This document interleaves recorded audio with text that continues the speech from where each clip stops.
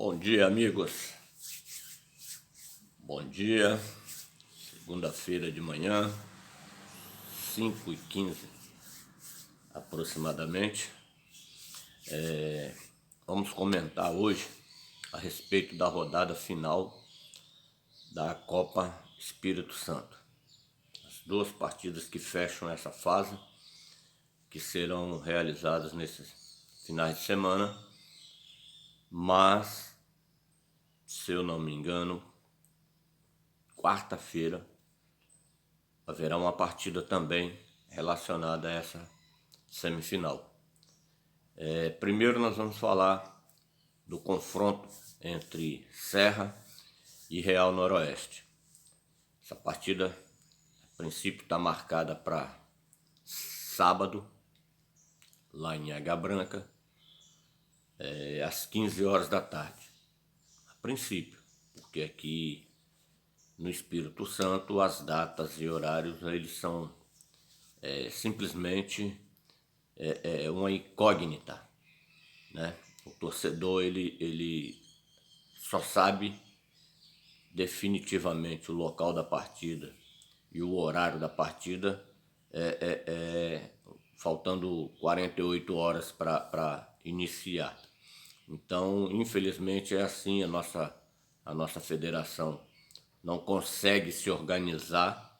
A nossa federação, né, de futebol profissional, a pessoa do senhor Gustavo Vieira, não consegue se organizar tendo como integrantes apenas 10 times na Série A, né, que são os 10 que disputaram a Copa Espírito Santo. Existem mais clubes, mas que hoje fizeram, né, parte desse certame da Copa Espírito Santo. Eram só 10 equipes e o senhor Gustavo Vieira, com a sua comissão lá de Come e Dorme, não consegue organizar um campeonato com 10 clubes. Infelizmente essa é a nossa realidade. Já comentei aqui várias vezes, na várzea, né, no futebol de várzea, nós temos coisas muito melhores, muito mais avançadas, né, no quesito organização, no quesito qualidade técnica, do que a nossa federação atualmente. Infelizmente essa é a nossa realidade. Então, para sexta-feira, a princípio, não haverá jogo. O jogo está marcado para sábado, às 15 horas, lá em Águia Branca. Falando de Águia Branca, a gente tem que comentar a situação do Real Noroeste. Realmente é uma equipe que briga, né, é uma equipe aguerrida, mas o histórico do Real Noroeste é fora das 4 linhas. Dentro das 4 linhas, no confronto direto, 1 contra 1, o Real Noroeste é um time igual aos outros. Não tem nada de excepcional. Mas existe aquele receio que todos os clubes aqui da capital, quando vão lá em Águia Branca, sabem do que eu estou falando, né? É um quesito, aquela dicasinha que a gente dá para a equipe do Serra, né? Para ficar ligado e muito ligado, tá? Na questão da arbitragem. Então fique esperto, veja direitinho quem está indo lá para apitar esse jogo. Eu vou ter essa informação hoje ou amanhã, tá? E tem que ficar ligado com esse quesito aí. Essa questão da arbitragem lá em Águia Branca é clamorosa. Os caras enxergam coisa que não existe, os caras fazem e acontecem e não tem punição nenhuma. A gente não sabe se algum árbitro, algum bandeira foi punido durante o campeonato estadual e muito menos agora na Copa Espírito Santo. É receio de uma má arbitragem. Dentro das 4 linhas, a gente torce para que vença o melhor, né? Tanto a equipe do Real Noroeste, como eu falei aqui, é uma equipe aguerrida, como a equipe do Serra, que é uma equipe muito boa, né? Mas a gente torce que dentro das 4 linhas ocorra um bom futebol, né? Para que saia no final da partida o verdadeiro, né, vencedor da partida. E não que ocorra lances duvidosos, como já vem ocorrendo há mais de 4 anos. Eu não estou falando isso do jogo passado nem do jogo retrasado. Eu estou falando disso de 4 anos atrás. Pode pegar, você que acompanha o futebol Espírito Santo, você pode pegar o histórico das partidas decisivas lá em Águia Branca, que você vai ver que a gente vai reportar há 4 anos atrás essa questão da arbitragem que eu estou colocando agora. Ok? Vamos falar agora de Rio Branco e Vitória. Um absurdo, uma falta de respeito com o torcedor capixaba, uma falta de respeito com os anunciantes, com patrocinadores, né, da Copa Espírito Santo, do jogo em si, o horário das 15 horas da tarde, numa quarta-feira, para uma partida de futebol profissional. Acredito que, segundo me chegou a informação, essa data e esse horário foram determinados pela diretoria do Vitória Futebol Clube. Tá? Essa data, quarta-feira, e esse horário, 15 horas, foram determinados pela diretoria do Vitória Futebol Clube, que é quem detém o direito, né, da partida.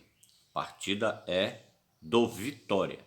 Vitória é o mandante do jogo e determinou esse horário, né, lá na quarta-feira, às 15 horas da tarde. Na minha opinião, uma irresponsabilidade total. Já falei aqui antes e volto a repetir. O público que vai presenciar essa partida ao vivo dentro das dependências do estádio Salvador Costa vai ser um público composto de policiais que estarão a serviço do jogo, o trio de arbitragem mais o quarto árbitro, são as testemunhas principais que estarão dentro de campo, né? São os principais que estarão dentro de campo, os gandulas que estarão lá trabalhando também na partida, meia dúzia de aposentados, aqueles que não tiver uma alternativa, né, para passar o seu tempo, vai se dirigir ao Salvador Costa para assistir essa partida. Alguns ambulantes e alguns lavadores e guardadores de veículos que ficam ali no entorno do estádio, certo? E os funcionários do clube, lá do Vitória Futebol Clube. Esse vai ser o público presente lá no estádio. Alguns cronistas esportivos que vão também estar trabalhando, né? Alguma emissora de televisão. Então, esse é o público que vai estar presente na quarta-feira, às 15 horas da tarde, presenciando essa partida de Rio Branco e Vitória. Infelizmente, nossos diretores, eles são amadores, no que se diz respeito à organização, amadores, dirigente amador, dirigente do Vitória, ele não está nem aí se vai ter público, se vai ser bom para o Vitória, se vai ser bom para o adversário. A questão dele é enterrar o futebol capixaba. Tanto é que esses diretores do Vitória, eles são medíocres no que se diz respeito à organização, que tem mais de 40 anos que o Vitória não ganha um título estadual. Ou ficou 40 anos, vou levantar essa informação direitinha, mas se eu não me engano, o Vitorinha ficou mais de 40 anos sem ganhar um título, né, de expressão aqui no Espírito Santo, ou seria o estadual ou a Copa Espírito Santo. Então, daí a gente tem a dimensão da organização que é o Vitória Futebol Clube. Eu, quando eu era garoto, na fase de 14 anos, quando eu fui fazer o Senai, ali na Beira-Mar, a gente tinha ali anexo ao campo do Vitória o estádio do DED, né? O ginásio onde tinha a prática esportiva era da Secretaria de Estado de Esporte, era o DED, né? O Departamento Estadual de Desporto. E a gente fazia educação física ali, uma extensão do curso lá no Senai. Eu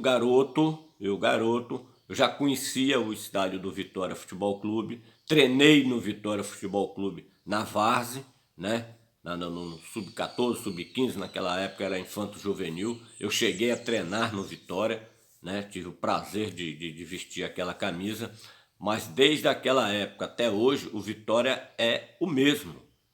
O mesmo, o Vitória não mudou para nada, o Vitória não subiu um degrau na sua história. Dado a quê? A essa situação aí, os dirigentes que têm a cabeça pequena, dirigentes que não têm uma visão de futuro, né? Não tem visão de futuro, porque continua a mesma coisa há 35 anos. 35 anos continua a mesma coisa, não se pintou uma placa do lado de fora diferente, né? Então, essa é a realidade do futebol na capital. O Vitória, infelizmente, está mal dirigido fora das 4 linhas, está mal administrado fora das 4 linhas, né?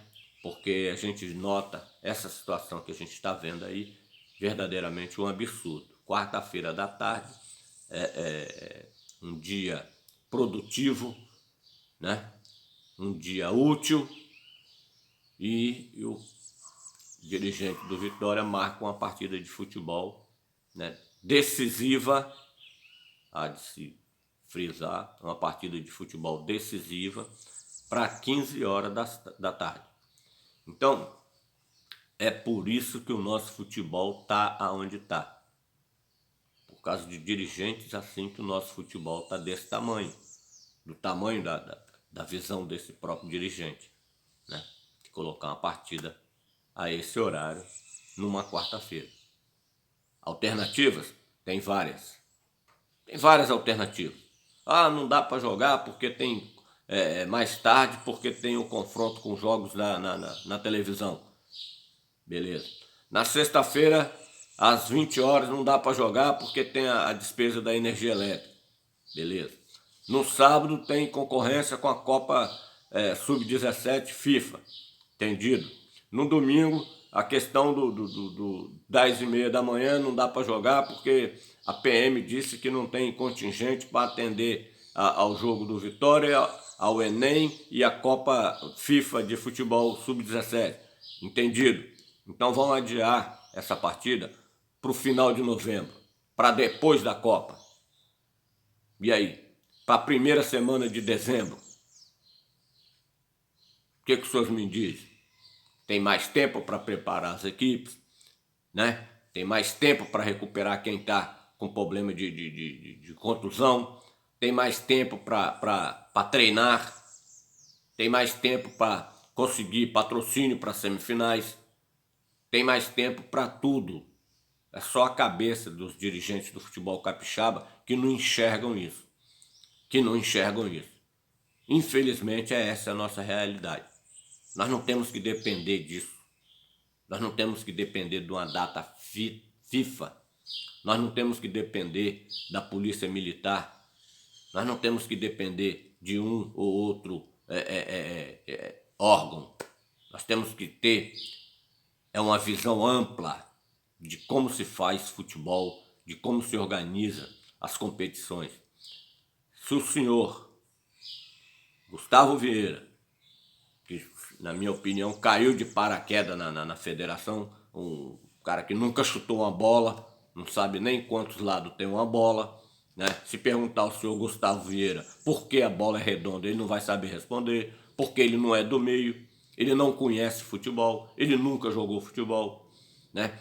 Então, no mínimo, teria que ter pulso e determinar que parasse a Copa Espírito Santo. Depois da Copa FIFA, a gente retornava as finais da Copa Espírito Santo. Então, na minha opinião, isso é falta de organização. Falta de organização. Infelizmente, o futebol capixaba continua, né, aonde está. Infelizmente, é essa a nossa situação. Bom dia a todos, até a próxima.